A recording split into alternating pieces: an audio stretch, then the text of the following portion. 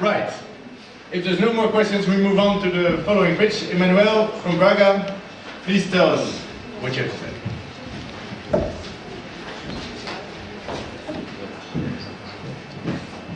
Hello everybody, my name is Emanuel. I have a company of 3D printing, and I'm here to explain you my proposition by showing the path I had while creating my company. I started my life as a product design, and I always had something that bored me. It was, I could design a project, I couldn't see coming through and helping people, but I never had the money, especially, to build it. So in the beginning of 3D printing, I saw it as an opportunity to start to materialize my projects. And because I love it, I started to talk about it with my friends. I have two of them especially, Bruno and Sarah, one graphic design and one electronic engineer. They both shared that love for 3D printing. And months later, we know about, by a friend of mine, that in Germany they were opening workshops of building 3D printers. We didn't thought 2 seconds. We saw the first one to Berlin, picked it up, went to Berlin, learned how to build the machines, and came back to Portugal. It took around 1 year working with the machine to see the potential that it really had. And we thought that we should share that with all the Portuguese.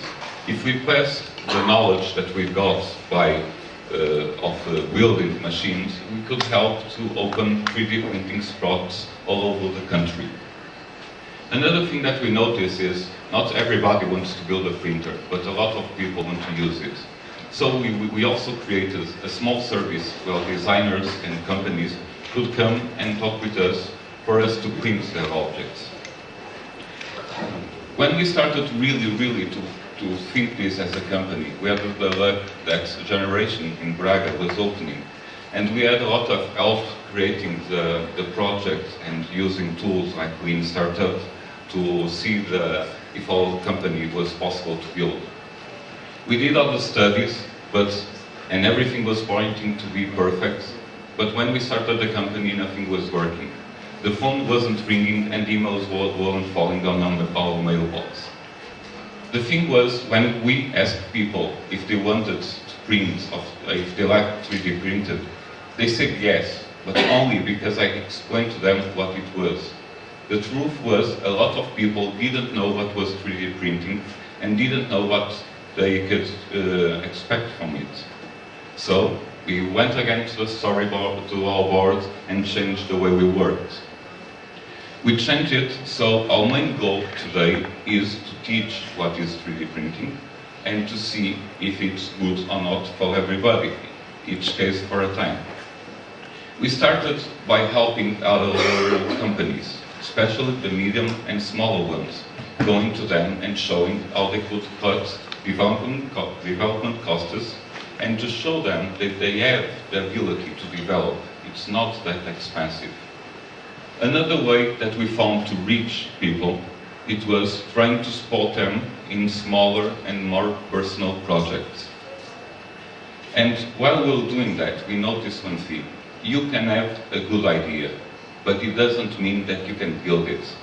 You can have an old lady using a needle all life and knowing how to make a better needle, but it doesn't mean she's going to pick up a little bit of metal and doing that needle by herself. So we created a solution for this gap. We tried to be the bridge between your brain and the material.